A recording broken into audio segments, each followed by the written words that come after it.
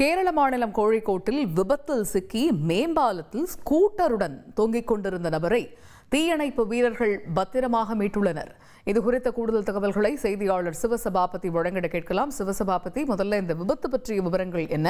தற்பொழுது மீட்கப்பட்டிருக்கக்கூடிய நபருடைய நிலைமை என்ன? கேரள மாநிலத்தில் பாத்தீங்கன்னா பல்வேறு இடங்கள்ல தேசிய நெடுஞ்சாலை அமைக்கப்பட்டிருக்கு. இந்த தேசிய நெடுஞ்சாலையில எல்லாமே மேம்பாலம் கட்டப்பட்டு அங்கேயும் பாத்தீங்கன்னா போக்குவரத்து வசதி செய்யப்பட்டிருக்காங்க. இதுல பாத்தீங்கன்னா கோழிக்கோடு மாவட்டத்தில் இருக்கிற கொயிலாண்டி அருகே இருக்கிற பாலம் பாத்தீங்கன்னா கட்டப்பட்டு அதுல போக்குவரத்து போய்கிட்டு இருந்துச்சு. இதனிடையே பாத்தீங்கன்னா மேல பாலத்துல எதிர்த்து போறப்போ பாலத்தினுடைய இடதுபுறமா பாத்தீங்கன்னா ஒரு பெரிய இடங்கள்ல ஒரு பெரிய பள்ளம் மாதிரி, அதாவது கீழே வரைக்கும் பெரிய ஒரு ஓட்ட மாதிரி இருந்திருக்கு.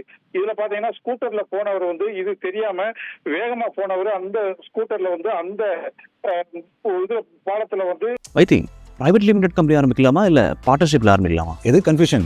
ஒரு எக்ஸ்பர்ட் கிட்ட பேசிரோம். எப்படி பாஸ் வாலா